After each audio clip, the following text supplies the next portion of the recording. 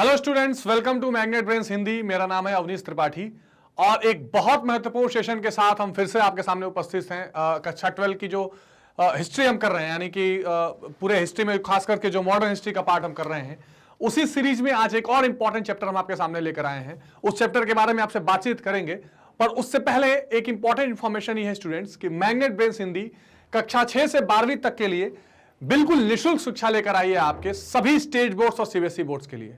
यानी आप किसी स्टेट बोर्ड से हो या CBSE board NCERT pattern follow करते हो, आपके सभी सब्जेक्ट के सभी चैप्टर्स बिल्कुल निःशुल्क मैग्नेट ब्रेन्स हिंदी पर पढ़ाया जाएगा। आपको एक या दो चैप्टर की पढ़ाई करने के बाद किसी सब्सक्रिप्शन की जरूरत नहीं है, यानी किसी पेड सब्सक्रिप्शन की या पैसे भर के पढ़ाई करने की जरूरत नहीं है। फ्री ऑफ कॉस्ट में आप ये पढ़ाई कर सकते हैं और अपनी तैयारी को और बेहतर बना सकते हैं। तो ये बेहतर ऑप्शन आपके पास है, एक बहुत अच्छा मौका आपके पास है जब मैग्नेट ब्रेन्स हिंदी के साथ आप निःशुल्क रूप में अपनी पढ़ाई को करके अपने एग्जामिनेशंस की तैयारी कर सकते हैं और अपनी आने वाले समय में आने वाले फ्यूचर को और अच्छा बना सकते हैं। ठीक है, तो इसी इंपॉर्टेंट इंफॉर्मेशन के साथ शुरू करते हैं आज का महत्वपूर्ण चैप्टर, और वो है उपनिवेशवाद और देहात सरकारी अभिलेख अध्ययन। ठीक है, यानी कॉलोनिज्म एंड कंट्री साइड, ये चैप्टर 10 जो आपके सिलेबस में है। ठीक है, इसको आज देखेंगे इंपॉर्टेंट कि कैसे उपनिवेशवाद, यानी कि जब अंग्रेजी शासन चल रहा था उस समय जो देहात की स्थिति थी, गांव की स्थिति थी, किसानों की स्थिति थी, वो कैसे चल रही थी। हालांकि हमने 1857 की क्रांति से और विभाजन और संविधान के निर्माण तक का एक हिस्सा समझ लिया है।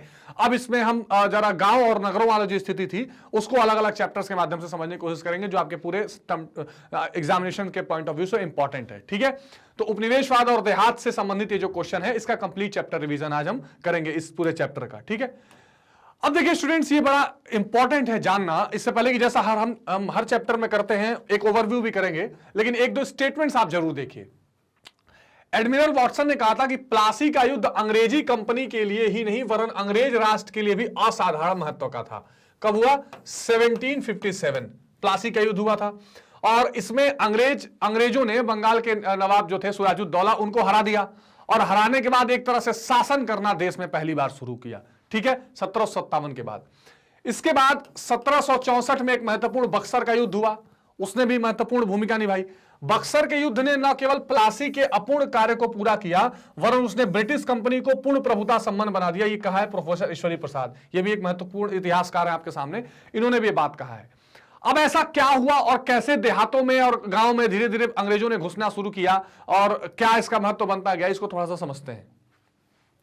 स्टूडेंट्स, 1757 में प्लासी का युद्ध हुआ, बैटल ऑफ प्लासी।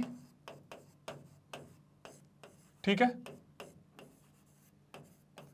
और आपको पता है कि जो बंगाल के नवाब थे बहुत छोटी उम्र में, नवाब सिराजुद्दौला, उनको अंग्रेजों ने हरा दिया और मीर जाफर की गद्दारी की वजह से उनको हारना पड़ा और मीर जाफर को फिर बाद में एक तरह का पपेट रूलर बना दिया। यानी कठपुतली सरकारें, जो कठपुतली शासन है वो शुरू हो गया अंग्रेजों का 1757 से। फिर मीर जाफर के बाद मीर कासिम आया और दोबारा फिर मीर कासिम को बेटा गया, वो सारी चीजें देखेंगे। अब यहां से क्या हुआ, ये कितना इंपॉर्टेंट क्यों है, क्योंकि देखिए अभी तक अंग्रेजों ने भारत में या तो व्यापार किया था या तो अंग्रेजों ने भारत में अनेक जो और यूरोपीय शासक थे या यूरोपीय उपनिवेशवाद थे, जैसे डच, जैसे कि फ्रांस, इनको हराता था। जैसे दक्षिण भारत में ऑलरेडी चल रहा था, बहुत सारी लड़ाइयां चल रही थी, रॉबर्ट क्लाइव के नेतृत्व में डुप्लेक्स से लड़ाई हुई, कई सारी हुई, यानी फ्रांसीसियों से अंग्रेज लड़ रहे थे। भारत में डायरेक्ट रूप से शासन व्यवस्था में अभी हस्तक्षेप अंग्रेजों का पूरा नहीं हुआ था। लेकिन जब 1757 में प्लासी का युद्ध हुआ, जब सिराजुद्दौला ने जो एक तरह से कह सकते हैं कि फोर्ट विलियम में उनको घेरा और अंग्रेजों को एक काल कोठरी में मारा गया बंद करके, उसके अलावा उनकी जो व्यापार करने के लिए जो उनको पास मिलता था उसको भी अस्वीकार किया गया, यानी चुनौती जब सिराजुद्दौला ने दी तो अंग्रेजों ने क्या किया, अंग्रेजों ने सिराजुद्दौला पर आक्रमण किया और उसमें मीर जाफर को अपने आप में मिलाकर और सिराजुद्दौला को हरा दिया। और उसके बाद फिर क्या हुआ कि बंगाल में कठपुतली शासन सबसे पहली बार शुरू किया अंग्रेजों ने। अच्छा, एक बात और समझिए कि जो बंगाल प्रोविंस था, ये सबसे क्या था, ये सबसे एक तरह से कह सकते हैं कि रिच या सबसे धनी प्रोविंस उस समय था, सबसे ज्यादा पैसा या सबसे ज्यादा जो उस समय संपन्न कुशल प्रदेश था वो बंगाल था, और यही कारण है कि बंगाल को ही राजधानी बना के पहले अंग्रेजों ने ऑपरेट करना शुरू किया था कलकत्ता में। अब क्या हुआ कि जब कठपुतली सरकारें बनाई गई, अब ये चल ही रहा था, तब तक क्या हुआ 1764 में, ठीक 1764 में क्या हुआ, अवध के नवाब मीर कासिम, जो मीर जाफर को हटाने के बाद मीर कासिम राजा बन गया था, क्योंकि मीर जाफर ने भी धीरे धीरे उनके खिलाफ काम करना शुरू किया अंग्रेजों के, और शाह आलम द्वितीय। शाह आलम द्वितीय कौन थे, मुगल उस समय नवाब थे, है ना, मुगल के नवाब, मुगल के बेटे थे, शाह आलमगीर सेकंड के बेटे शाह आलम द्वितीय। इन तीनों ने मिलकर अंग्रेजों से लड़ाई लड़ी, कहां, बिहार में बक्सर है, बक्सर में लड़ाई लड़ी, ठीक, और अंग्रेजों ने उन तीनों को हरा दिया, और 1764 का जो बक्सर का युद्ध हुआ,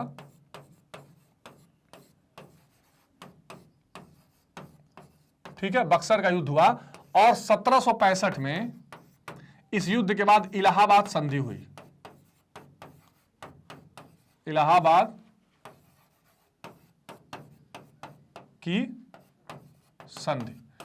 अब इस इलाहाबाद की संधि में क्या हुआ, जो प्रमुख रूप से यह हुआ था रॉबर्ट क्लाइव, रॉबर्ट क्लाइव और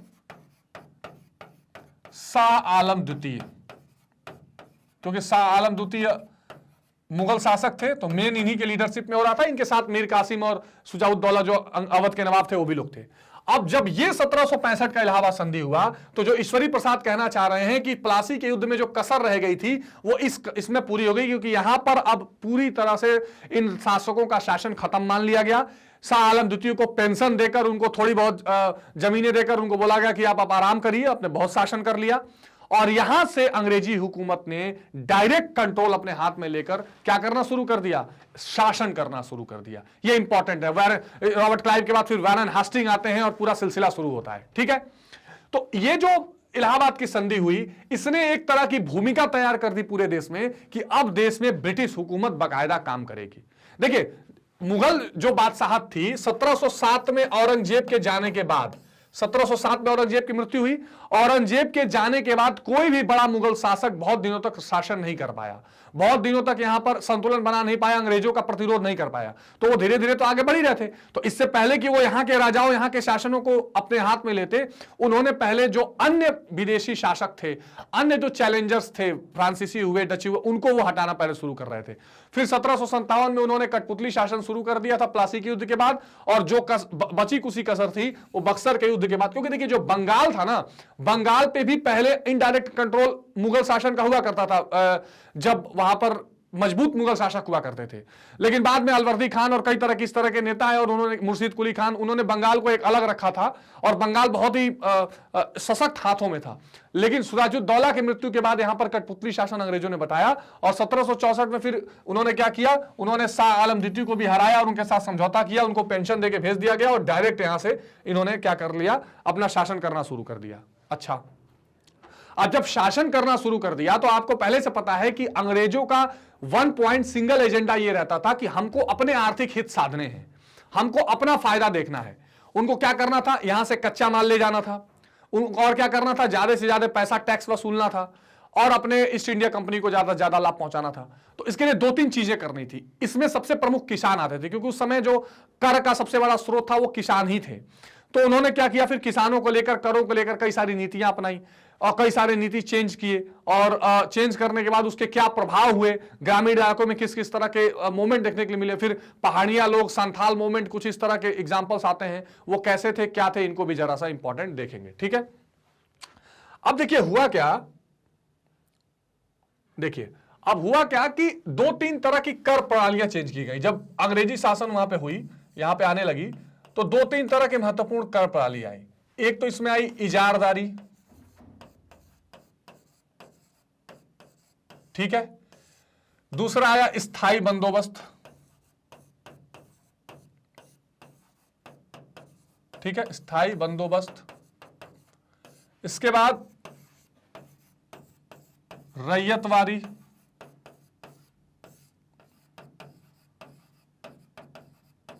ठीक है। इसके बाद एक और सिस्टम था, महलवारी सिस्टम, महलवारी प्रणाली, महलवारी प्रणाली, ठीक है। ये महत्वपूर्ण कुछ बातें हैं। अब देखिए इजारदारी ने सबसे पहले सिस्टम, पहले तो जब अंग्रेजों का शासन आया तो पुरानी जो कर व्यवस्था थी कुछ कुछ वैसे ही चलने दिया, लेकिन बाद में इजारेदारी आया, इसको ठेकेदारी भी कहा जाता था। इसमें क्या होता था कि इसमें अंग्रेज ये बोलते थे कि ठीक है हम ठेका दे देते हैं, जो ज्यादा बोली लगाएगा उसको जमीन का ठेका दे देंगे और वो किसानों से काम करा के हमको एक निश्चित टैक्स दे के बाकी जो उसको बंद करे करे। एक तो ये सिस्टम आया। फिर स्थायी बंदोबस्त जब कार्नवालिस आए, लॉर्ड कार्नवालिस, ठीक है, ये वॉरेन हेस्टिंग के बाद की बात है, तो लॉर्ड कॉर्नवालिस ने कहा कि अब हमको जो है एक दूसरा सिस्टम बनाना पड़ेगा। 1790-93 के बीच में ये पूरा सिस्टम चल रहा था। इसमें एक महत्वपूर्ण भूमिका निभाई सर जॉन सोर, सर जॉन सोर ने, ठीक है। और इसमें ये बोला गया कि हम जो है 5 साल, अच्छा इसमें क्या था, ये इजारदारी में 5 साल तक का से पंचवर्षीय योजनाएं भी आ रहे थे कि 5-5 साल के लिए जमीन देंगे फिर 1 साल के लिए किएगा। स्थायी बंदोबस्त में सिस्टम को 10-10 साल के लिए परमानेंट कर दिया गया और उसमें एक सिस्टम बनाया गया बाकायदा कि जो पूरा टैक्सेशन होगा, जमींदार भी इसमें रहेंगे, तालुकदार भी रहते थे, कि जैसे मान लीजिए कि अगर टोटल टैक्स होगा तो 1/, जो एक हिस्सा जो है वो अगर 11 भाग है तो 10/11 ये ब्रिटिशर को देना पड़ेगा और 1/11 जमींदार अपने पास रख सकते हैं। ये सिस्टम बना दिया गया स्थायी बंदोबस्त में, थोड़ा देखेंगे। तो इसमें जमींदारी सिस्टम मेन थी। रैयतवारी में क्या थी कि अच्छा ये जो सिस्टम था ये बंगाल के क्षेत्र में ज्यादातर लागू था, ठीक है। रैयतवारी व्यवस्था क्या हुई, रैयतवारी जो व्यवस्था आई ये दक्कन के और बंबई के प्रांतों में था, यानी दक्षिण भारत में दक्कन और बंबई जो आज मुंबई है। इसमें क्या बोला गया, रैयत का मतलब होता है किसान, रियोत मतलब होता है किसान, अंग्रेजी में उसको रियोतवारी सिस्टम कहते हैं। इसमें बीच में कोई जमींदार वाला सिस्टम नहीं था। इसमें सीधे सीधे बोला गया कि ठीक है ऐसा है, हम डायरेक्ट किसानों से मिलकर किसानों से टैक्स वसूल लेंगे। लेकिन यहां भी जो टैक्सेशन का रेट होता था वो 45 से 50% होता था, यानी टोटल जो प्रोडक्शन होता था उसका 45 से 50% टैक्स लिया जाता था। यह भी एक समस्या थी। महलवारी सिस्टम था, ये ग्रुप ऑफ विलेजेस यानी गांव का समूह, उसको महल बोलते थे, गांव का समूह। इसका मतलब होता था कि कुछ गांव का एक ग्रुप बना दिया जाता था, उस ग्रुप में एक जगह टैक्स इकट्ठा होता था और टैक्स जो है वो ब्रिटिशर्स के पास जाता था। यहां भी समस्या ये थी कि यहां पर बहुत ज्यादा टैक्सेशन वसूला जाता। तो इन चीजों को थोड़ा सा देखेंगे। एक तो हमें इस चैप्टर में ये पढ़ना है, दूसरा हम इसमें एक महत्वपूर्ण काम करेंगे और वो ये देखेंगे कि 2 प्रमुख ग्रुप दिखाई दिए, किसानों के जो ग्रुप दिखाई दे रहे थे, एक मैदानी भाग के किसान,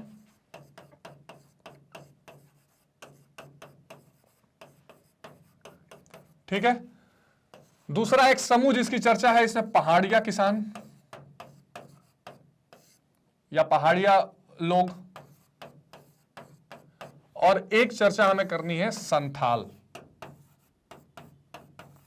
संथाल वर्ग, ठीक। अब देखिए मैदानी भाग का किसान वाला सिस्टम यह है कि एक जो प्लेन एरिया होता था, एक तो वहां पर किसान काम करते थे, वहां से टैक्स वसूल करके और अंग्रेज ले जाते थे, जो उनके लिए एक स्रोत होता था, आय का, इनकम का स्रोत होता था। अब ये जो पहाड़िया लोग थे, ये बेसिकली राजमहल जो पहाड़ियां हैं झारखंड के आसपास, उन राजमहल पहाड़ियों में ये रहने वाले लोग थे, जो किस पर आधारित थे, झूम खेती करते थे।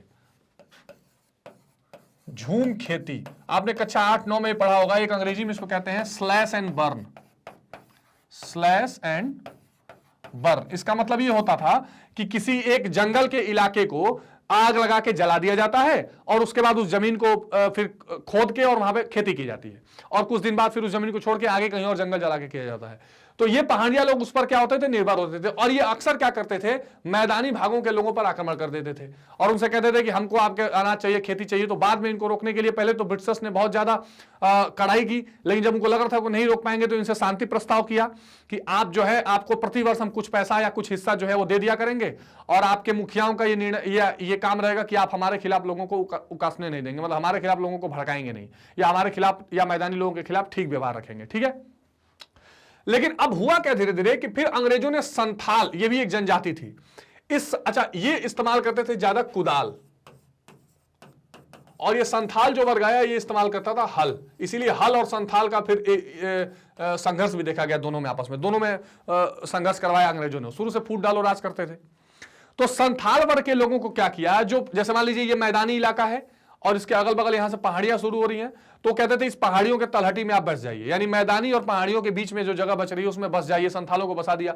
ये संथाल पहले मजदूर वर्ग हुआ करता था, मैदानी लोग अपने यहां पर काम करवाने के लिए लोगों को ले आते थे। बाद में अंग्रेजों ने उनको पहाड़ी के नीचे जो है बसा दिया और इन लोगों ने फिर पहाड़ी लोगों से संघर्ष करना शुरू कर दिया, उन लोगों को खदेड़ के भगा दिया और खुद पहाड़ों के इलाके में बसने लगे। तो इससे अंग्रेजों को फायदा हुआ कि जो पहाड़ी लोगों को कंट्रोल नहीं कर पा रहे थे उनको ये संथाल लोग कंट्रोल करने लगे।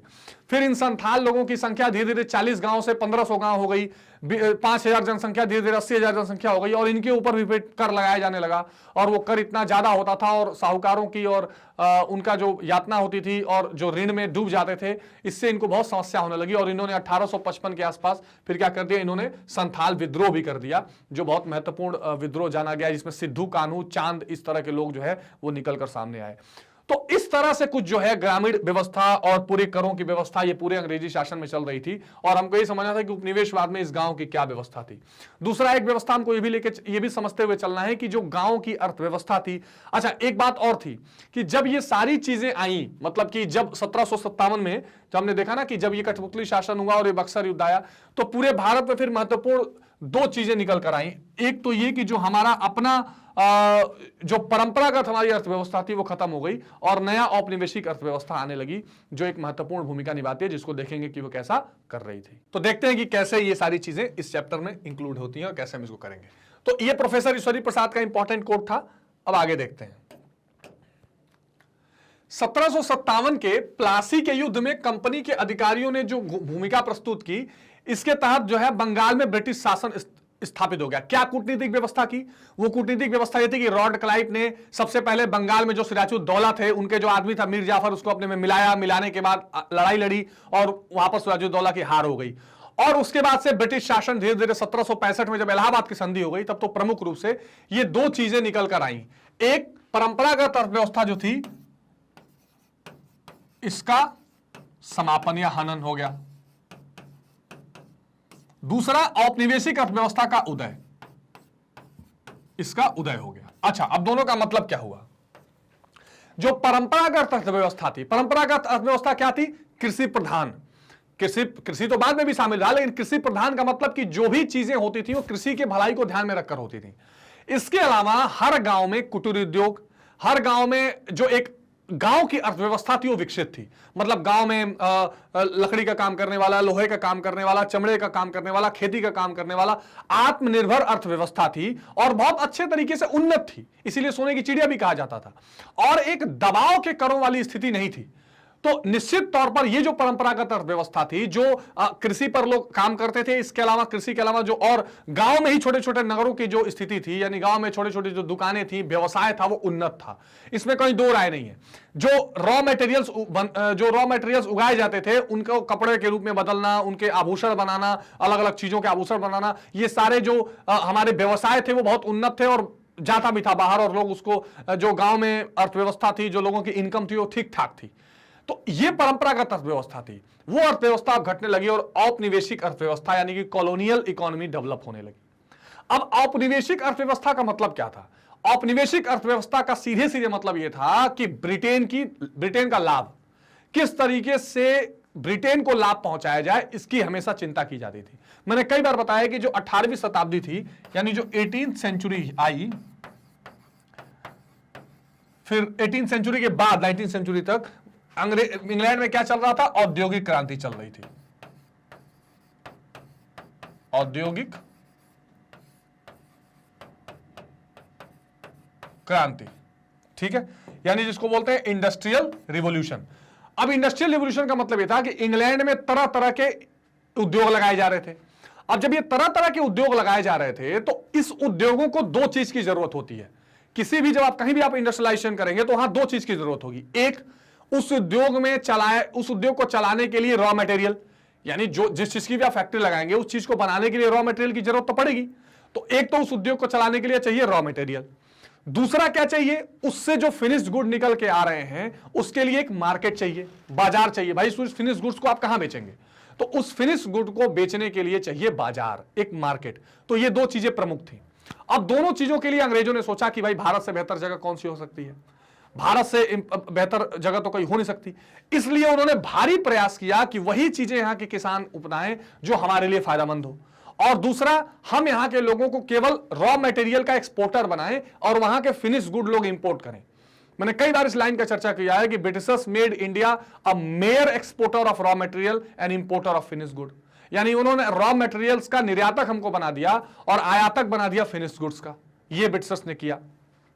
और ये अच्छा खास करके 1861 के आसपास और देखा गया, मतलब जब 19वीं शताब्दी में देखा गया कि जब अमेरिका में भी गृह युद्ध की स्थिति आई तो वहां से जो रॉ मटेरियल आता था कॉटन वगैरह, उसको भी क्या कर लिया गया, वो भी फिर भारत पर ही उसका ओवर बर्डन बढ़ा, लोड बढ़ा 1700 के बाद। तो ये भी एक बहुत बड़ी कारण हुआ जिसको हम आगे चलकर अभी चर्चा करेंगे। तो 18वीं सेंचुरी में औद्योगिक क्रांति चल रही थी ब्रिटेन में, और इस औद्योगिक क्रांति को और बढ़ाने करने के लिए भारत में तरह तरह के दमनात्मक चक्र चलाए गए। और जो भारत की परंपरागत अर्थव्यवस्था थी कि रॉ मटेरियल यहीं पर फिनिश गुड में चेंज होगा, यहां उसको लोग पहनते थे, यूज करते थे, हमारा मसलिन कॉटन जो था बड़ा फेमस था, इस तरह की चीजों को अब केवल रॉ मटेरियल को बाहर भेजा गया और बाहर से चीजों को यहां लाया गया। यानी जो हमारा परंपरागत अर्थव्यवस्था था वो फिनिश गुड के एक्सपोर्ट पर था, उसको अब केवल रॉ मटेरियल के एक्सपोर्ट में चेंज कर दिया गया।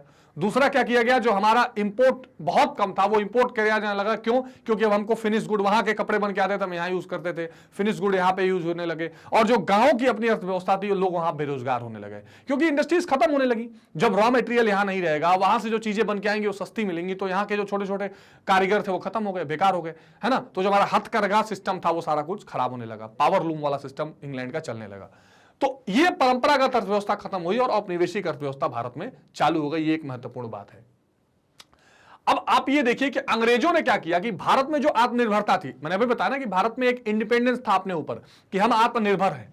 क्यों निर्भर है? क्योंकि हम रॉ मटेरियल उगाएंगे, हम उसको फिनिश गुड में बना लेंगे। इस आत्मनिर्भरता को क्या कर दिया इन्होंने, एक तरह से खत्म करने की कोशिश की।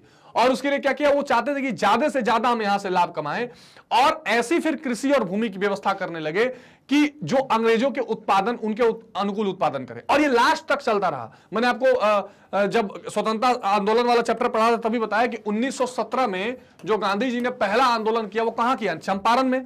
और किसानों के लिए क्या किया, कौन सा आंदोलन, तो 3 कठिया सिस्टम वहां चलता था। 3 कठिया सिस्टम यानी एक बीघे में, जैसे लैंड की एक मैंने बताया था तभी आपको कि लैंड की एक यूनिट होती है बीघा, तो बीघे को 20 बराबर बराबर हिस्से में बांट दिया जाता है। ऐसे 20 आप अगर बराबर बराबर बांट देंगे तो एक हिस्सा जो बराबर होगा उसको हम कहते हैं कट्ठा।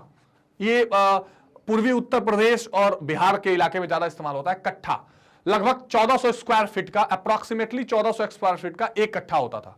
तो अंग्रेज ये बोलते थे कि इस एक बीघे में तुम कम से कम 3 कट्ठा जो है नील की खेती करो, है ना, नील इंडिगो जिसको कहते हैं, नील की खेती करो। अब वो नील की खेती किसानों के उपजाऊ के लिए, जमीन के लिए बहुत खतरनाक होती थी।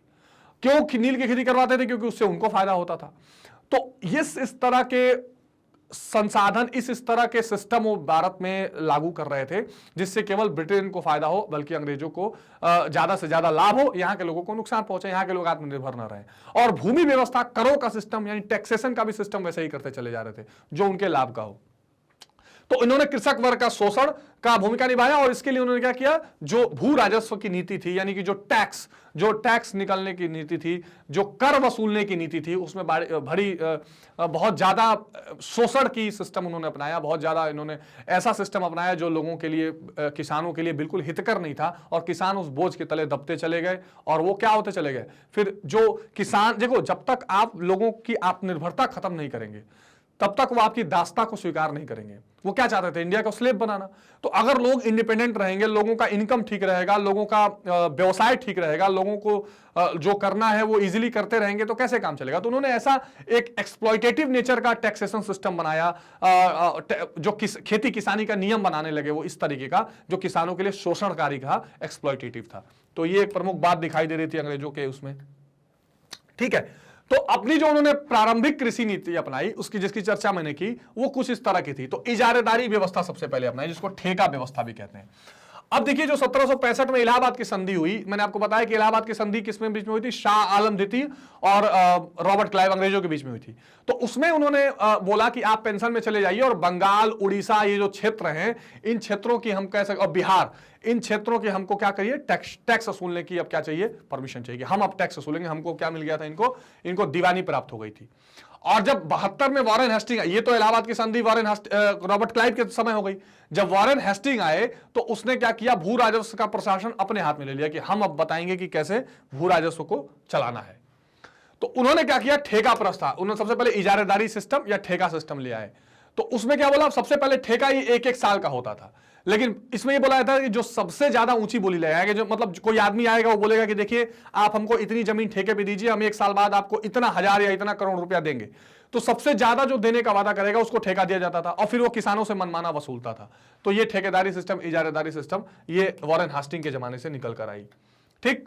दूसरा है इस्तमरारी बंदोबस्त, जिसको इस्तमरारी बंदोबस्त कहते थे या स्थायी बंदोबस्त, इसको अंग्रेजी में कहते हैं परमानेंट सेटलमेंट। इस नाम से बहुत फेमस है, परमानेंट सेटलमेंट सिस्टम। अब देखिए ये लाया था लॉर्ड गवर्नर ने, ये गवर्नर जनरल क्या है, लॉर्ड कॉर्नवालिस ने, गवर्नर तो थे ही। तो लॉर्ड कॉर्नवालिस, इसका बड़ा इतिहास बहुत बड़ा है, क्योंकि इन्होंने बहुत ज्यादा चीजें भारत के उस समय कॉलोनियल पीरियड में की थी। सिविल सर्विसेज के लिए अलग कानून बनाना और परमानेंट सेटलमेंट और कई तरह के महत्वपूर्ण निर्णय इन्होंने लिए थे। तो ये जब लॉर्ड कॉर्नवालिस गवर्नर जनरल बनकर आया तो इन्होंने एक दूसरे तरह की भूमिका स्थापित करने की कोशिश की। उसने कहा कि जो 1 साल और 5 साल के लिए आप ठेकेदारी कर रहे हो, पहले 1 साल जैसा वो पहले वाला जो सिस्टम था ये इजारादारी वाला, ये 1 साल, इसके अलावा फिर धीरे धीरे 5-5 साल का भी होने लगा। तो उसने ये बोला कि आप इसको पहले फिक्स करो, 1-1 साल से कुछ नहीं होगा, 10-10 साल के लिए फिक्स करना शुरू किया। और सबसे पहले बंगाल वाला ही भूकर व्यवस्था अपनाया। तो उसने बोला कि एक साल में जो आप ये लगान लगा रहे हैं इसको 10 वर्षीय करो, है ना, यानी कम से कम 10-10 साल के लिए आप फिक्स करो, परमानेंट करो ये सिस्टम। और उसने क्या स्पष्ट बोला, उसने बोला कि स्थायी बंदोबस्त या इस्तमरारी इसको बोला जाएगा, और ये बंगाल, बिहार, उड़ीसा और उत्तरी कर्नाटक, इन सभी राजाओं और तालुकदारों के साथ किया गया। साथ में जमींदारों के, जमींदार बनाए गए, और जमींदारी को बोला गया कि आप जो है टैक्स वसूलेंगे, हम आपको 10-10 साल की छूट दे रहे हैं, और आप क्या करिएगा कि जो टोटल टैक्स अगर 11 भाग है तो 1/11 यानी 11 भाग का 1 भाग आप रखिए और उसका 10 भाग हमको दे दीजिए, 10/11 हमको दे दीजिए, 1/11 आप रख लीजिए। ये इंपॉर्टेंट बात इसमें चल रही थी। ठीक। तो उन्होंने क्या कहा कि इसके द्वारा उन्होंने भूमि का स्वामी बना दिया गया तालुकदारों को, और उनको तब तक भूमि से नहीं हटाया जाएगा, या राजाओं को तब तक उस भूमि से नहीं हटाया जाएगा जब तक वो टैक्स देते रहेंगे। अब इससे 2-3 चीजें हो गई, इससे कुछ लाभ भी हुआ। वो लाभ कैसा मैं बताऊंगा। लाभ इस तरह का हुआ कि जिन लोगों को भी भूमि स्वामी बनाया गया, उसने एग्रीकल्चर को प्रमोट करने के कुछ काम भी किए। उनको लगा कि अगर एग्रीकल्चर ठीक रहेगा तो हम टैक्स अपना अंग्रेजों को देते रहेंगे, और हमारी जो है हमारे भूमि स्वामी के जो हम मालिक बने वो बने रहेंगे, या जमींदारी बनी रहेगी। तो ये भी देखा गया, और दूसरी तरफ शोषण भी देखा गया, क्योंकि अगर वो नहीं टैक्स दे पाते थे तो उनका एक्सप्लॉयटेशन भी होता था। तो ये सारी चीजें एक साथ चल रही थी जो बहुत महत्वपूर्ण दिखाई दे रही थी। जमींदारों द्वारा सरकार को दिए जाने वाला वार्षिक लगान स्थायी रूप से निश्चित कर दिया गया, अभी मैंने आपको बताया। और जमींदार अब भूस्वामी नहीं रहेगा बल्कि राजस्व संग्राहक मात्र था। अब देखिए जो पहले वाला सिस्टम था ना, जिसमें बोला गया था कि आप बोली लगा लीजिए, आप भूस्वामी बन जाइए, जो सबसे ज्यादा बोली लगाएगा उसको हम दे देंगे ठेका। अब जमींदारों को बोला गया कि आप केवल कलेक्शन करेंगे, टैक्स का कलेक्शन करिए, टैक्स का कलेक्शन करके हमको दे दीजिए। और उनको कहा गया कि 1/11 भाग अपने पास रख लीजिए, 10/11 सरकार को दे दीजिए। ठीक है। और सबसे बड़ी और सबसे चुनौती की बात यह थी कि जो सरकार या अंग्रेजी हुकूमत थी, किसानों के साथ उनका कोई ताल्लुक नहीं रह गया। उनका जमींदारों ताल्लुकदारों से मतलब था, उनसे वो अपना टैक्स कलेक्ट करते थे, चले जाते थे, बाकी नीचे किसानों से ये लोग मिलते थे। अब किसानों के साथ क्या व्यवहार हो रहा है, क्या व्यवस्था बनाई जा रही है, किस तरह से एग्रीकल्चर की स्थिति है, इससे अंग्रेजों को कोई मतलब नहीं था। और इसके पीछे एक चाल भी थी। चाल ये थी कि देखो, एक तो कौन किसानों से पंगा लेने जाए, कौन वो झंझट में पड़े, ये लोग करेंगे। दूसरा, किसानों को जो गुस्सा आएगा या किसानों को जो समस्या होगी वो जमींदारों के खिलाफ होगी, अंग्रेजों के खिलाफ कम होगी, क्योंकि अंग्रेज तो उनको मार पीट के वसूलने जाएंगे नहीं। तो ये सिस्टम भी अंग्रेजी दिमागों में चल रहा था, और जो किसानों से उनका परंपरागत अधिकार था वो छीन लिया गया। अब जमींदारों की दया पर छोड़ दिया गया कि जमींदार जिस तरह वसूलेंगे आपको देना पड़ेगा। तो ये स्थायी बंदोबस्त की कुछ समस्याएं थी। अब इसके लाभ, तो लाभ में मैंने आपको अभी बताया कि लाभों में सबसे अधिक लाभ यह दिखाई दे रहा था कि थोड़ा सा कोशिश की गई कि जमींदारों के द्वारा या राजाओं के द्वारा कि कृषि पर थोड़ा काम किया जाए, ताकि कृषि की स्थिति जितनी अच्छी रहेगी ना, उतना ही ज्यादा हमको प्रोडक्शन मिलेगा। तो स्थायी बंदोबस्त से कंपनी की सरकार को लाभ हुआ, इसमें तो कोई दिक्कत था ही नहीं, इसमें तो कोई दिक्कत ही नहीं था। कंपनी को तो लाभ होगा ही, ज्यादा से ज्यादा उनको टैक्सेस मिल रहे थे, उनको ज्यादा पैसा मिल रहा था। और इसके अलावा यह भी था कि अब कंपनी को यह भी पता चल गया था कि हमको 1 साल में कम से कम कितना टैक्स मिलेगा, क्योंकि एक सिस्टम बन गया था ना कि इतना % हमको दे देना है, तब आप लोग को ले लीजिए। तो कितना टैक्स मिल सकता है, इसका एक आइडिया कंपनी को पहले ही लग जाता था। और जमींदारों के रूप में सबसे बड़ा समर्थक मिल गया था, यह इंपॉर्टेंट बात है। इसीलिए आप ध्यान से समझिए कि 1857 की क्रांति में जमींदारों ने ज्यादा साथ नहीं दिया था क्रांतिकारियों का, क्योंकि जमींदारों की स्थिति तो मौज में पहले ही थी। तो अब जमींदार जिनको बढ़ाते थे अंग्रेज, वो जमींदार जिसको बनाते थे वो अंग्रेजों की कृपा पे बनते थे जमींदार, और उनको शासन करने का, राज करने का मौका मिलता था जमींदारों को। तो जमींदार एक ऐसा वर्ग बन गया जो अंग्रेजों के लिए एक कह सकते हैं कि बहुत ही साथ देने वाला वर्ग मिल गया, उनकी सहायता करने वाला मिल गया, उनका एक आप कह सकते हैं कि जो यहां पर समर्थक वर्ग है वो प्राप्त हो गया, और इन्होंने शक्ति का स्तंभ बनकर साथ दिया। माने पिलर ऑफ द पावर जो सेंटर होता था अंग्रेजों का, वो जमींदार बनकर उभर कर आए, जो बहुत ही महत्वपूर्ण भूमिका निभा रहे थे। ठीक है, अब देखिए स्थायी बंदोबस्त से जमींदारों को भी लाभ हुआ, इसमें कृषि में रुचि लेने लगे और उसकी उन्नति के लिए काम करने लगे। ये सारी चीजें मैंने अभी आपको डिटेल में बताई हैं। ठीक है, कंपनी की आमदनी की वृद्धि हुई, और बंगाल जो है वो आर्थिक दृष्टि से बहुत ज्यादा क्या हो गया, धनी प्रांत बन गया। तो सरकार के लिए तो धनी बन गया, प्रांत तो रिच तो बन गया, लेकिन किसानों की स्थिति नीचे से खराब होती चली गई।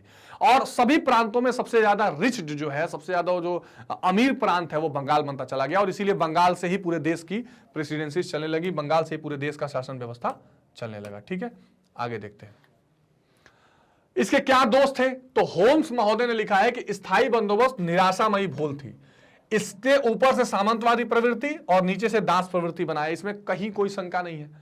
भाई सामंती क्या होते हैं, सामंती वो होते हैं जो एक जगह पर अपना राज दिखाते हैं और नीचे के लोगों को अपने नीचे चलाना चाहते हैं। तो जमींदार एक सामंतवादी प्रक्रिया के आगे, क्या अंग्रेजों से तो हमको मिल गया है छूट, अब इनको हम दबा के रखेंगे, इनको जो कहेंगे वो देना पड़ेगा, जितना कहेंगे उतना प्रोडक्शन करना पड़ेगा। और नीचे स्लेवरी वाली स्थिति, वो लोग जो अपना काम पहले खुद करते थे, जो रॉ मटेरियल से फिनिश गुड बनाते थे, जो कृषि खेती करते थे, कच्चे माल से अच्छा इनकम कमाते थे, अब ना तो जमीन का मालिक वो रह गए थे, ना उनको अपने हिसाब से आमदनी करने का छूट था, ना अपने हिसाब से कौन सी फसल उगानी है, कितनी उगानी है, इसकी भी छूट नहीं थी, और बाद में ले जाके टैक्स जो है वो दे देना पड़ता था जमींदारों को। तो ये बहुत समस्या थी।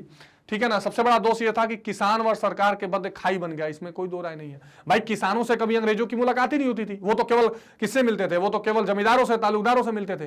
तो किसानों की समस्या या तो समझना नहीं चाहते थे, समझने का मौका भी नहीं था, क्योंकि किसानों और सरकार के बीच में बहुत बड़ी दूरी बनती चली गई थी, बहुत बड़ी खाई बनती चली गई थी, और जमींदार जो है असली मालिक बनकर जीवन जी रहे थे। ठीक है, तो अब जमींदारों को भूस्वामी बना दिया, लेकिन जमींदार वर्ग भी कहीं कहीं संतुष्ट नहीं था, और इसका सबसे बड़ा कारण यह था कि सूर्यास्त का नियम, सूर्यास्त का नियम वाला यह नियम था कि जमींदारों को यह बोला गया कि देखिए भैया ये तारीख है, इस तारीख में सनसेट होने से पहले अगर आपने अपना टैक्स हम तक लाके नहीं दिया तो आपकी जमींदारी छीन ली जाएगी। ये बहुत बड़ी समस्या जमींदारों के लिए आ रही थी, और कई बार तो ऐसा होता था कि 17% जमींदार की भूमि नीलाम कर दी गई। जैसे मान लीजिए कोई जमींदार है, उसको भूमि का मालिक बनाया गया है, वो टैक्स टाइम पे नहीं दे पाया, तो उसके जमीन को छोड़ के दूसरे को नीलाम करके दूसरे को जमींदार बनाया जाता था।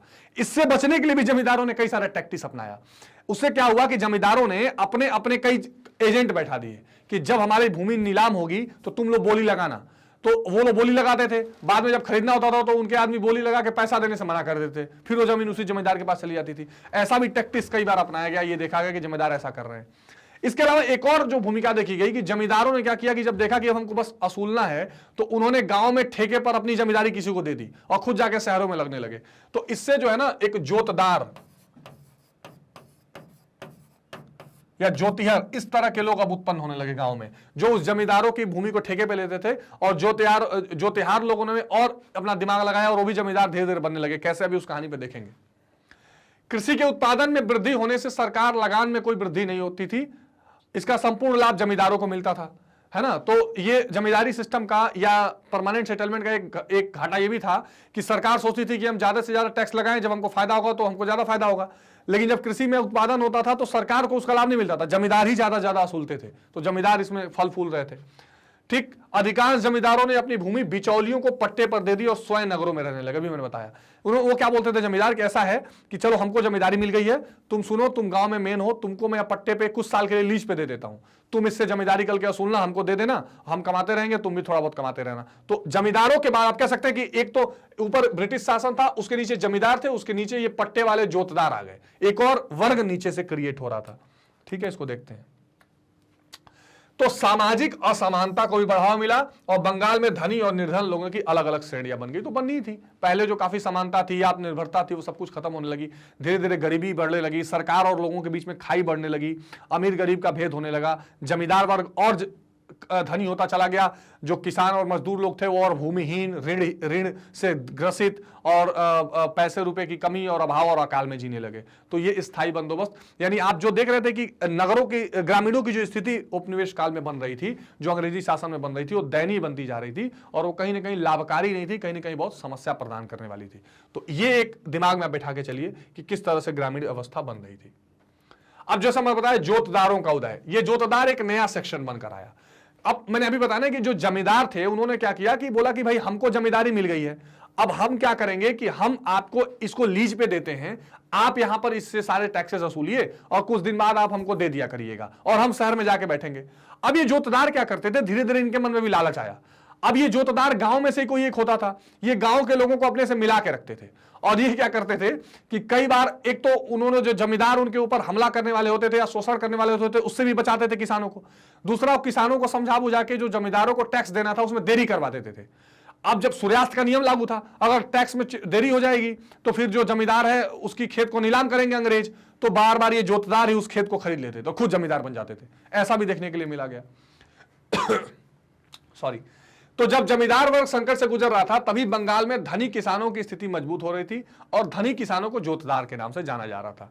इनके पास बड़े बड़े रकबे थे, यानी ज्यादा जमीनें थी और कई हजार एकड़ जमीन भी कर ली थी और इनकी सामाजिक प्रतिष्ठा अधिक बढ़ती जा रही थी, क्योंकि देखिए जोतदार जो थे ना ये धीरे से इवॉल्व हो रहे थे नीचे से, यानी गरीब किसान और जमींदारों के बीच में जो अमीर और संपन्न किसान थे वो जोतदार थे और इनको पहले तो जमींदारों की मदद से ये आगे बढ़े थे, बाद में इन्होंने जमींदारों की जगह लेनी शुरू कर दी।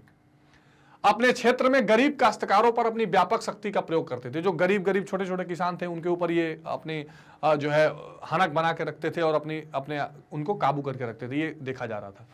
और बड़े हिस्से पर बटाईदारों से खेती कराते थे। अब बटाईदार क्या होते हैं भी समझिए। जैसे मान लीजिए कोई जमीन है, ठीक, अब इस जमीन को मुझे नहीं उगाना है तो मैंने क्या किया, इस जमीन को किसी को दे दिया और उनसे ये बोला कि इस जमीन पे जो भी उत्पादन होगा इसका इतना उत्पादन तुम रख लेना, बाकी मेरा होगा क्योंकि मेरी जमीन है। इसको बटाईदार कहते हैं, जिसको अंग्रेजी में शेयर होल्डिंग कहते हैं, शेयर क्रॉपिंग कहते हैं। तो ये जो अब देखिए कौन कौन कितने कितने वर्ग उत्पन्न हो रहे हैं किसानों, और उसमें आप वर्ग को अगर आप देखना चाहें तो आप देखिए यहां है अंग्रेज या सो कॉल्ड सरकार, उस समय की सरकार यही थी, है ना।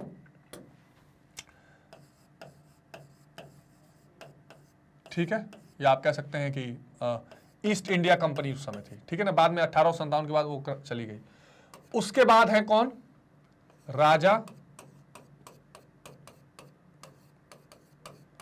तालुकदार, ठीक है, जमींदार भी यहीं रख सकते हैं आप, ठीक। उसके बाद फिर एक नया वर्ग आ गया जोतदार, और उसके बाद फिर बटाईदार, फिर भूमिहीन किसान,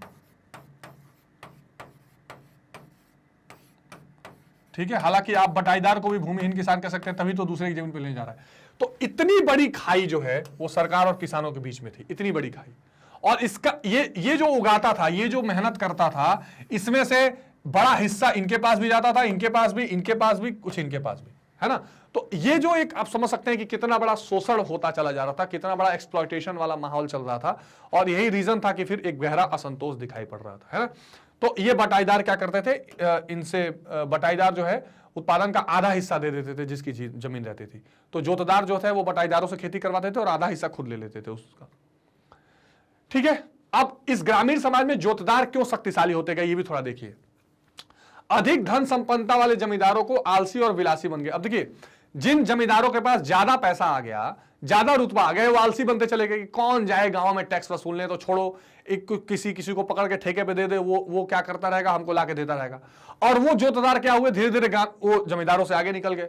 जमींदारों के जब लगान वृद्धि का प्रयास किया जाता था तब जोतदार गांव में जमींदारों द्वारा थोपी गई लगान वृद्धि का विरोध करते थे। तो पहले क्या होता था ना, जमींदार जो है वो ज्यादा टैक्स वसूलना चाहते थे, तो जोतदार कहते थे ऐसा मत करो। इससे जो बाकी के किसान थे वो जोतदार के साथ हो जाते थे, इसलिए जोतदार की जो पावर थी वो धीरे धीरे बढ़ती चली गई, ठीक है। जोतदार लोग रैयत को अपने पक्ष में रखते थे, रैयत मतलब किसान, ठीक है, और इनको जो है किसानों को समर्थन प्राप्त था। इसलिए जब जमींदारों को समय होता था कि अंग्रेजों को टैक्स देना है, तो जमींदार जब लगान मांगते थे तो ये जोतदार रैयतों को समझा देते थे किसानों को, देखो तुम लोग टैक्स में देरी कर दो तो इसकी जमींदारी चली जाएगी। यही होता था, वो टैक्स में देरी कर देते थे तो उनकी खेत नीलाम होते थे जमींदारों की, तो उसको ये जोतदार खरीद लेते थे, इसलिए और ज्यादा मजबूत होते चले गए। ठीक है, तो ये जोतदार ही उनकी जमीनों को खरीद लेते थे, यानी कि जमींदारों की जमीन को खरीद लेते थे। अब ये जो सिस्टम चल रहा था धीरे धीरे, मतलब जमींदार पहले मजबूत हुए, फिर जमींदार में आलसीपना आ गया, उन्होंने जोतदार वर्ग का विकसित हुआ, और जब जोतदार वर्ग विकसित हुआ तो धीरे धीरे जमींदारों की स्थिति कमजोर होने लगी और उसका प्रतिरोध भी किया गया। अब अगर शुरू से देखें तो जो जमींदार 1790 ईस्वी के दशक में काफी कठिनाइयों को झेलने में सफल हो गए, उन्होंने अपनी स्थिति को मजबूत बना लिया, लेकिन राजस्व के भुगतान संबंधी नियमों को भी आसान बना दिए जाने से जमींदारों की स्थिति और मजबूत हो गई। लेकिन 1930 की विश्वव्यापी मंदी का प्रभाव व्यापक रूप से जमींदारों पर भी पड़ा। ठीक है, 1930 में एक बहुत बड़ा वर्ल्ड में मंदी आई थी ना, ग्रेट डिप्रेशन, उसमें जमींदारों पर भी बहुत फर्क पड़ा और जमींदार भी बहुत धीरे धीरे कमजोर होते चले गए थे। ठीक है, जमींदारों की नींव को हिला दिया और जमींदारों का भट्ठा बैठ गया। ऐसी स्थिति में ग्रामीण क्षेत्रों में जोतदार अपनी स्थिति को सुदृढ़ बनाने में स्थापित हुए। तो एक तो मैंने 2-3 आपको रीजन बताया, एक तो जो जोतदार थे वो रैयतों को या किसानों को मिला के रखते थे, और धीरे धीरे जमींदारों की स्थिति कमजोर हो गई, उनकी जमीनें भी खरीदते चले गए, और जब मंदी का दौर आया तो और जमींदार कमजोर हो गए और जोतदार ज्यादा स्ट्रांग होते चले गए। ये इंपॉर्टेंट बात आपको ध्यान रखनी है। अब ये सारा कुछ चल ही रहा था, इसी बीच एक ब्रिटिश संसद में एक 5वीं रिपोर्ट आई, जिसको 5वीं रिपोर्ट के नाम से जानते हैं। इस रिपोर्ट में बेसिकली ये सारी चीजें डाली गई कि भारत में, क्योंकि देखिए अभी हेस्टिंग आए थे, कॉर्नवालिस आए थे, इस तरह के नए नए कई सारे भूमि सुधार या राजस्व कर वाले सिस्टम अपनाए जा रहे थे। फिर धीरे धीरे 1857 की क्रांति भी हो रही थी, कई सारी चीजें बीच में हो रही थी।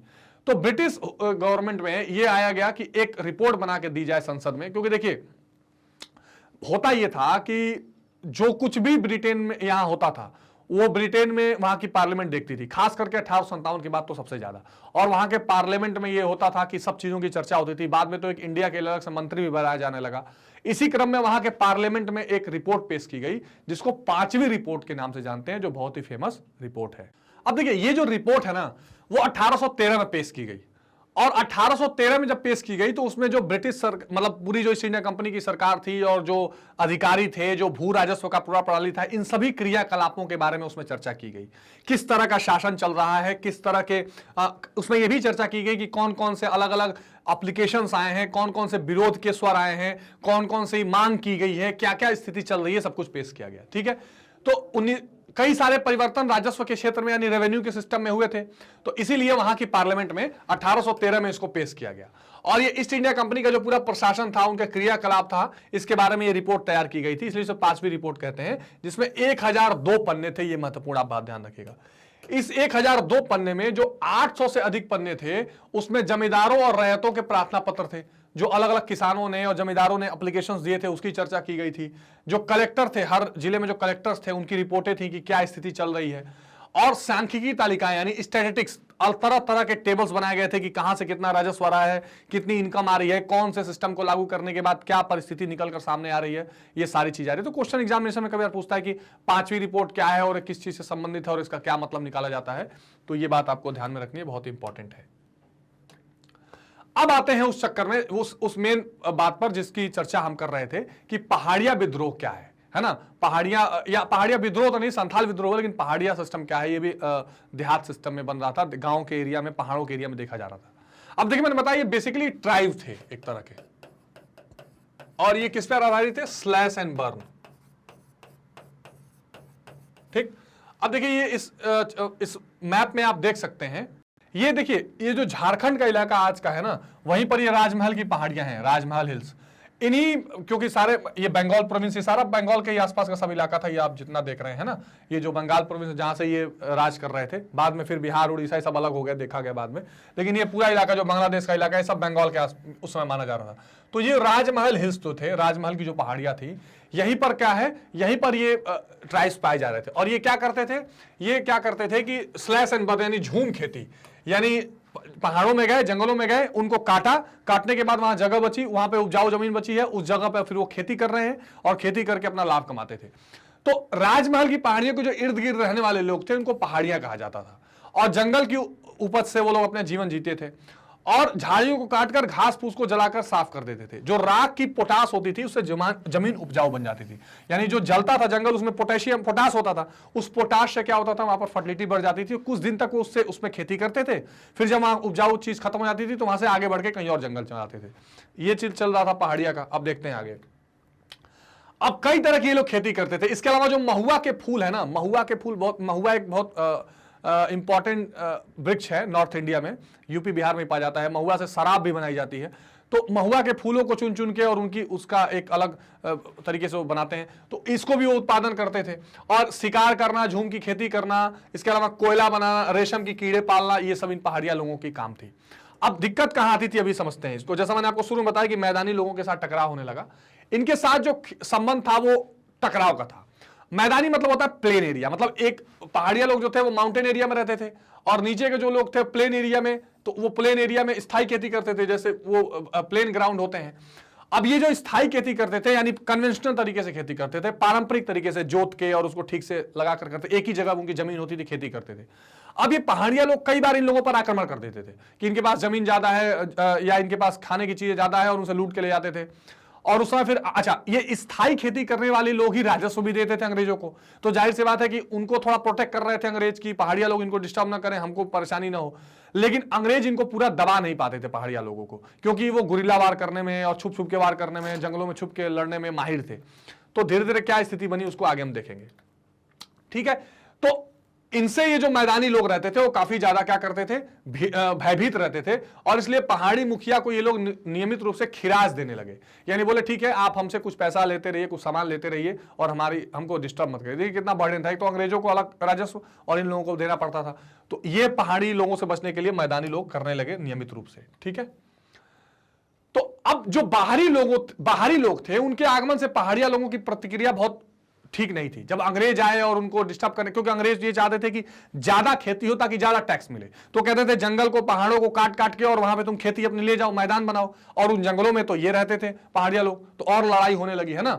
तो अंग्रेज अधिकारियों ने 1770 में पहाड़ी लोगों को निर्मूल करने की क्रूर नीति अपना ली, लेकिन इससे कुछ हुआ नहीं। 1780 के दशक में भागलपुर के कलेक्टर ऑगस्टस क्विलैंड ने पहाड़िया लोगों के साथ एक शांति स्थापना की, और इस शांति स्थापना की नीति में बोला कि हम वार्षिक रूप से आप लोगों को कुछ चीजें देते रहेंगे, और आप लोग विद्रोह मत करिए, आप लोग हमारे खिलाफ हमला मत करिए, और अच्छा संबंध हमारे लोगों के खिलाफ बनाकर रखिए, ठीक है। एक फ्रांसिस बुकानन थे जिन्होंने इसका भ्रमण किया था, और उन्होंने कहा कि इस शांतिपूर्ण समझौते होने के बाद भी अगर कोई बाहरी व्यक्ति पहाड़ी लोगों के बीच में या उनके इलाके में जाता था तो उसको संदेह की नजर से, शत्रुता की नजर से देखते थे।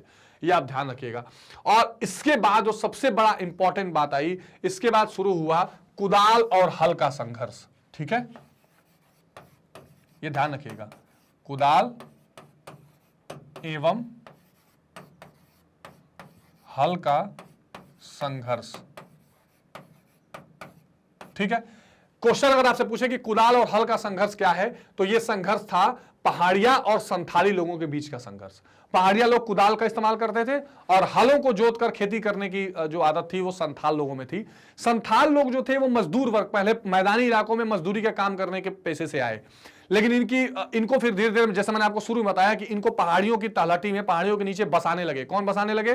तो जो ये अंग्रेजी हुकूमत थी, और उनको लगता था कि अगर ये लोग बसे रहेंगे और जरूरत पड़ेगी तो वो लड़ सकते हैं पहाड़ियों से, और ये इसको करने में सफल भी हुए। अब संथाल देखिए, ये लोग 1780 के दशक में बंगाल के पास आने लगे थे, और जमींदारों के पास ये खेती करने के लिए आते कि हम आपके यहाँ कुछ खेती करेंगे, काम करेंगे। और ब्रिटिश अधिकारियों ने क्या किया कि पहाड़िया लोगों पर नियंत्रण स्थापित करने के लिए इन संथाल लोगों का काम किया, इन संथाल लोगों का इस्तेमाल किया, और इनके लिए फिर अलग से एक दीवाने कोही, और इन लोगों को एक अलग से संथाल परगना ही बना दिया गया जहां पर ये रहने लगे, ठीक है। तो ये संथालों का ये भी एक ट्राइब है, इसको जनजाति आप कह सकते हैं, ठीक है, जनजाति। तो ये जो ब्रिटिश अधिकारी थे, पहाड़िया लोगों को अपने नियंत्रण करने के लिए स्थायी कृषि के लिए एक स्थान पर बसाने में सफल हुए, तो उनका ध्यान संथालों की ओर आकर्षित हुआ। उन्होंने कहा कि जब भाई हमको स्थायी कृषि कराना है तो हम संथाल लोगों को बसाते हैं। उन्होंने क्या किया, उस जमीनों पे, पहाड़ों के नीचे इन संथाल लोगों को बसाने लगे, ठीक है। और ये जो लोग थे, ये हल से खेती करने में, बहुत साफ करके हल से जोतने में बहुत ज्यादा क्या थे, पारंगत थे या इजीली कर लेते थे। इसीलिए इनके साथ जब पहाड़ियों का संघर्ष हुआ तो उसको हल और कुदाल का संघर्ष कहा गया। तो इन्होंने क्या किया, राजमहल की तलहटी में बसा दिया इन लोगों को कि ठीक है आप राजमहल पहाड़ी के नीचे बस जाइए और अगर संथाल आते हैं तो इनसे आप लड़ सकते हैं। ठीक, अब देखिए, अब संथालों के बारे में फ्रांसिस बुकानन ने अपने विचार प्रस्तुत किया कि नई जमीन साफ करने में बहुत होशियार थे लेकिन नीचता से रहते थे, मतलब उनका मानना था कि इनको रहने का तरीका ठीक नहीं है। बुकानन ने कहा ये संथाल परगना के आप कुछ लोगों को देख सकते हैं अपने ये अपने ट्राइब्स में कैसे जीते हैं, किस तरह करते हैं, आप देख सकते हैं। ये कह रहे थे कि इनकी दीवारें सीधी खड़ी की गई होती हैं, छोटी छोटी लकड़ियों से बनी होती हैं और भीतर से लेप लगा होता है, झोपड़ियां छोटी और मैली कुचैली होती हैं, इनके छत सपाट होती हैं और उभार कम होता है। तो थोड़ा सा संथाल लोगों के बारे में उस समय बुकानन ने लिखने का प्रयास किया, इससे आपको एक छोटा आइडिया लग सकता है। ठीक है, तो ब्रिटिश अधिकारियों ने 1832 तक काफी बड़े भाग को देकर दामिने कोह बना दिया, यानी इनके लिए एक अलग संथाल परगना बना दिया। इनका बेसिक मतलब यह था कि संथालों को हम क्या करेंगे, संथालों को बढ़ाएंगे तो इससे पहाड़ी लोगों को हम कंट्रोल कर सकते हैं, संथाल उनसे लड़ सकते हैं। ठीक है, तो हल चलाकर खेती करना था और स्वयं को स्थायी किसान के रूप में परिवर्तित करना था। ये इनको कहा गया कि आप हल चला के खेती करिए और अपने आप को एक मैदानी इलाके में जैसे परमानेंट या स्थायी फार्मर्स होते हैं उस तरह की भूमिका में ले आइए और स्थायी खेती करिए, परमानेंट खेती करिए। ठीक है, अब देखिए, दामिने कोह के सीमांकन के उपरांत संथालों की बस्तियों में बड़ी तेजी से वृद्धि हुई। 1938 में संथालों के गांवों की संख्या मात्र 40 थी और वो तेजी से बढ़कर 1473 हो गई। इस अवधि के दौरान संथालों की जनसंख्या में भी तीव्रता के साथ वृद्धि हुई और इन लोगों की जनसंख्या 3000 से बढ़कर 82,000 से अधिक हो गई। आप समझ सकते हैं कि संथाल भी तेजी से इंक्रीज होने लगे, मतलब पहले, अच्छा अब बाद में जब इंक्रीज होने लगे तो ये किसानों के ये भी सरदर्द बने अंग्रेजों के लिए। सरदर्द क्या बने, पहले इन्होंने सरदर्द किया तो उसकी इलाज करने हो गए, तो पहले इन संथालों को प्रमोट किया। ध्यान रखिएगा, संथाल पहले मजदूरी करने आए जमींदारों के पास, बाद में इन संथालों को तलहटी में यानी कि नीचे के एरिया में राजमहल पहाड़ियों को बसाया गया कि ये क्या करेंगे, ये पहाड़ी लोगों से भी विद्रोह लड़ सकते हैं, उनको भगाया भी पहाड़ियों को इन्होंने। और बाद में फिर इनकी संख्या में बहुत तेजी से बढ़ती चली गई थी। इनको दामिने कोह मिला था, ये दामिने कोह इंपॉर्टेंट रखे, याद है, इंपॉर्टेंट है, ये इनके लिए अलग परगना बनाया गया था और बाद में इनकी जनसंख्या बहुत बढ़ने लगी। अब वे एक स्थान पर बस गए और कई तरह की वाणिज्यिक फसलों की खेती करने लगे, यानी कॉमर्शियल क्रॉप्स, ठीक है, जिससे पैसा ज्यादा मिले, कॉमर्शियल क्रॉप्स अंग्रेजी में कहते हैं, इसको करने लगे। और इसने जो कंपनी का विस्तार है उसमें भी बहुत भूमिका निभाई। तो शुरू में तो संथालों ने बहुत एक तरह से जैसा कंपनी चाह रही थी उस दिशा में ये काम कर रहे थे, उस तरह का इनका स्वभाव था, लेकिन धीरे धीरे फिर समस्या भी उत्पन्न होने लगी। अब संथाल विद्रोह की अगर बात करें तो जब संथालों ने यह काम करना शुरू कर दिया, अब जब संथाल स्थायी किसान बन गए, जब संथाल परमानेंट तरीके से काम करना शुरू इन्होंने कर दिया, तो जाहिर सी बात है इनकी खेती बढ़ी, इनका इनकम भी बढ़ा। अब इनसे भी ज्यादा से ज्यादा राजस्व वसूलना चाहते थे किसान, माफ करिए अंग्रेज, और जब ज्यादा से ज्यादा वसूलना चाहते थे तो उनको ऋण लेना पड़ रहा था, ऋण में दबना पड़ रहा था। ये सारी चीजों को देखते हुए उन्होंने विद्रोह करने की ठान ली। तो संथाल ने जिस जंगली भूमि को अथक परिश्रम से कृषि योग्य बनाया था, वह भूमि इस्तमरारी बंदोबस्त के कारण उनके हाथों से निकलने लगी। देखिए अभी मैंने बताया, इस्तमरारी यानी स्थायी परमानेंट सेटलमेंट, स्थायी बंदोबस्त वाली बात आ गई। स्थायी बंदोबस्त में क्या हुआ कि इन किसानों को हटा के जमींदारों को मालिक बनाया जाने लगा। तो इनके जो जमीन उन्होंने काट काट के अपने हाथ से चीजें बनाई थी, उस जमीन का मालिक कौन बनने लगा, अब जमींदार बनने लगे। तो इनको तो विद्रोह करना ही था। अच्छा, लगान का भुगतान करने के लिए संथाल व्यापारियों और साहूकारों से ऊंची ब्याज में ऋण लेने लगे। तो हुआ क्या कि अब तक तो सब तक ठीक चल रहा था, इन्होंने अपने हाथ से जमीन बनाई, स्थायी किसान बन गए। स्थायी किसान बनने के बाद जब ये इस्तमरारी या स्थायी बंदोबस्त जैसी कर वाली प्रणाली शामिल हुई तो इनके हाथ से इनकी जमीनें जाने लगी और लगान देने के लिए ज्यादा से ज्यादा कर ऋण लेने लगे, उसके तल भी ये दबने लगे। अब इनके अंदर असंतोष की भावना आने लगी। 50 से लेकर 500% तक ब्याज लगता था और जमींदार, पुलिस, राजस्व और अदालत के नौकरशाह और कर्मचारी सब लोग संथालों का भयंकर शोषण करते थे। तो इनके अंदर अत्याचार और के खिलाफ एक असंतोष आया और 1855-56 में एक सशस्त्र विद्रोह हुआ और खास करके इसमें जो शस्त्र यूज किया गया वो धनुष बाण यूज किया गया। जहरीलो बाणों का इस्तेमाल करके, वो जड़ी बूटियों से जहर बना के जहरीले बाण लेके वो विद्रोह कर रहे थे और इसमें बहुत बड़े हीरो बन के उभरे सिद्धू और कानू। तो ये आप देख रहे हैं बाण के इस्तेमाल से ये विद्रोह चल रहा है। तो इस विद्रोह में भागलपुर, मानभूम, राजमहल की जनजातियों ने भाग लिया। बिहार में ये सारे इलाके हैं ज्यादातर भागलपुर वाले, ठीक है, ये तो आगे झारखंड में भी चला गया। तो इन जगह के जनजातियों ने बहुत बड़ी इस समय भाग लिया और इसको बहुत ही ऐतिहासिक विद्रोह के नाम से जाना जाता है। बड़े बड़े नेता, प्रधानमंत्री, मुख्यमंत्री भी सिद्धू कानू और संताल विद्रोह की बार बार चर्चा करते हैं और यह विद्रोह एक ऐतिहासिक विद्रोह 1857 की क्रांति से जस्ट पहले का विद्रोह था। तो हमने 1857 की क्रांति वाले चैप्टर में ही पढ़ा था कि कई तरह के विद्रोह, कोल आंदोलन, संथाल विद्रोह, इस तरह के विद्रोह हमको पहले भी देखने के लिए मिल रहे थे। तो ये सारे असंतोष चल रहे थे जो 1857 की क्रांति में एक बड़ी भूमिका निभाई थी। जो राजमहल के मगनाडीह गांव के चुलू संथाल के 4 पुत्र सिद्धू, कानू, चांद और भैरव, ये देखो सिद्धू कानू यहां पर दिए हुए, ये धनुष बाण के साथ इनकी मूर्ति लगी हुई, बहुत महत्वपूर्ण है। 1855 में लगभग 10,000 संथालों की एक सभा आयोजित की गई और सिद्धू और कानू ने संबोधित किया तथा संथालों पर हो रहे अत्याचारों का खुलकर विरोध किया। इसी सभा में संथालों ने अपनी स्वतंत्रता घोषणा की। उन्होंने कहा कि अब हम स्वतंत्र हैं, हम किसी अंग्रेजी हुकूमत और किसी जमींदारी हुकूमत के अंदर नहीं आएंगे। तो ये बहुत प्रमुख बात देखी गई। इन्होंने संगठित होकर डाक और रेल व्यवस्था सबको भागलपुर और राजमहल के बीच नष्ट कर दिया और धनुष और जहरीले बाणों को लेकर हिंसक कार्रवाइयां प्रारंभ कर दी। तो बहुत बड़ी हिंसक कार्रवाई इन्होंने की क्योंकि इनको लग रहा था कि भाई देखिए, जाहिर सी बात है कि इतनी मेहनत से उन्होंने जमीन को इकट्ठा किया। पहले तो उन्होंने पहाड़ियों से संघर्ष किया, पहाड़ियों से संघर्ष करने के बाद मेहनत से उस जमीन को तैयार किया। जमीन को तैयार करने के बाद स्थिति क्या बनी कि जब वो अब उससे वो कुछ राजस्व भी दे रहे थे, लेकिन बाद में उनके हाथ से जमीनें जाने लगी। उनको ज्यादा करों के लिए उन्होंने क्या किया, साहूकारों से पैसा लेकर वो ऋण में डूब गए और उनकी स्थिति बहुत ही खराब होने लगी। यह विद्रोह इतना गंभीर हो गया कि अंग्रेजों ने संथाल प्रभावित क्षेत्र को अशांत घोषित कर दिया और कुचलने के लिए सेना के अधीन कर दिया। तोप और बंदूकों से लैस अंग्रेजी सेना ने कठोर दमन नीति अपनाई। तो जाहिर सी बात है, अब तोप और गोले के आगे, बंदूकों के आगे धनुष बाण कहां टिकता था। और 55-56 के संथाल विद्रोह के बाद संथाल परगना नामक एक पृथक जिले का निर्माण कर दिया। तो दामिने कोह बना था, बाद में उस विद्रोह के बाद एक जिला बना दिया गया ताकि उसका एडमिनिस्ट्रेशन ठीक से किया जा सके, उनको दबा के रखा जा सके। तो ये चीज संथाल विद्रोह से इंपॉर्टेंट है, इसको आप ध्यान रखेंगे, ठीक है।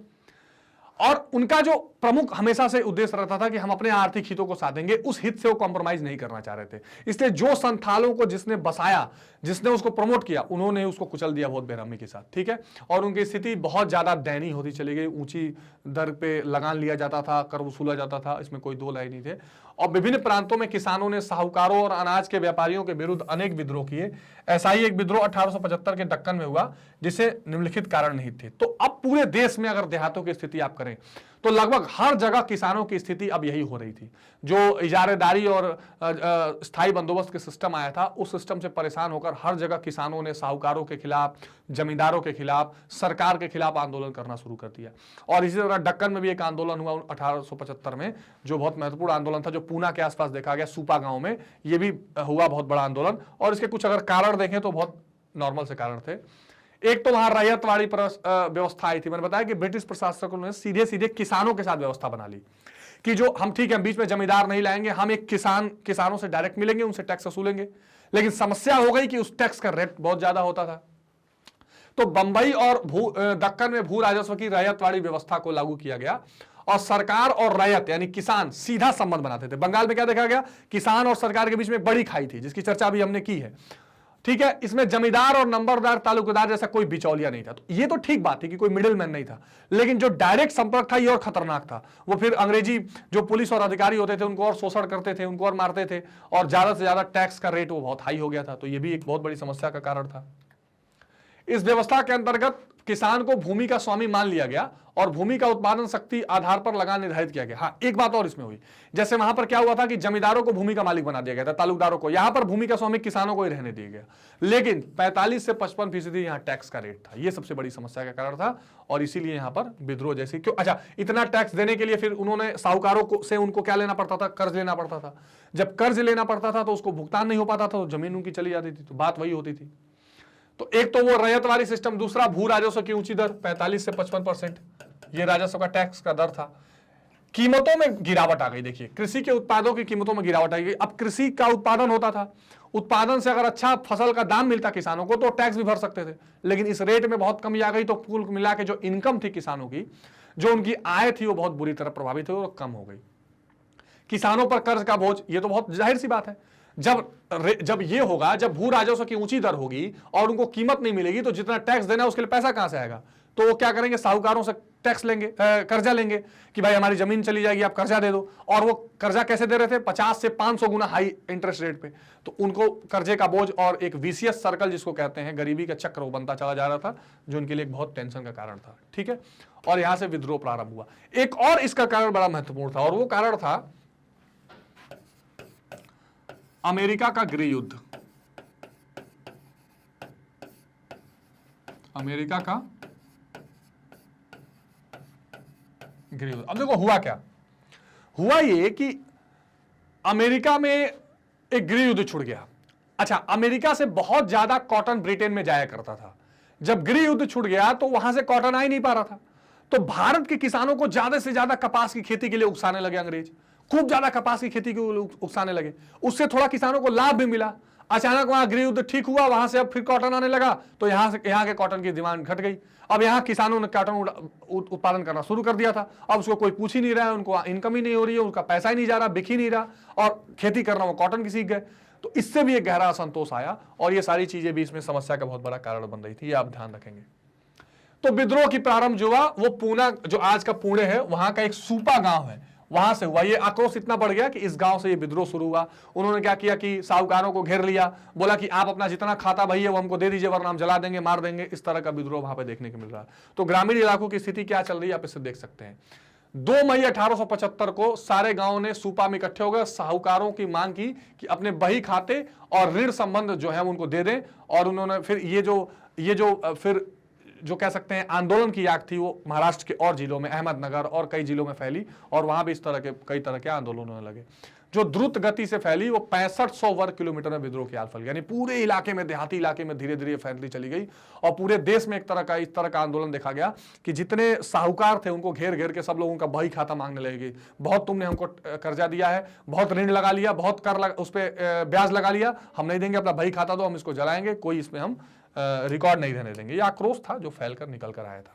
ठीक है, तो ये महत्वपूर्ण जो बातें थी, जो उपनिवेश काल में ग्रामीण इलाके से जुड़ी हुई थी, जो एक बहुत ही आप शॉर्ट फॉर्म में देख सकते हैं कि क्या स्थिति गांव के इलाके में थी जब औपनिवेशिक काल चल रहा था। हमने सारी चीजें एक शॉर्ट समरी में भी देखने का प्रयास किया कि कैसे जो 3 तरीके का टैक्सेशन सिस्टम आया, खास करके इजारेदारी, फिर स्थायी बंदोबस्त, फिर रैयतवाड़ी, ये सारी चीजें आई। इसने किस तरह का एक प्रेशर बनाया किसानों के ऊपर। टैक्स न भर पाने के कारण वो क्या करते थे, साहूकारों से कर्ज लेते थे, उस कर्ज में दबते थे।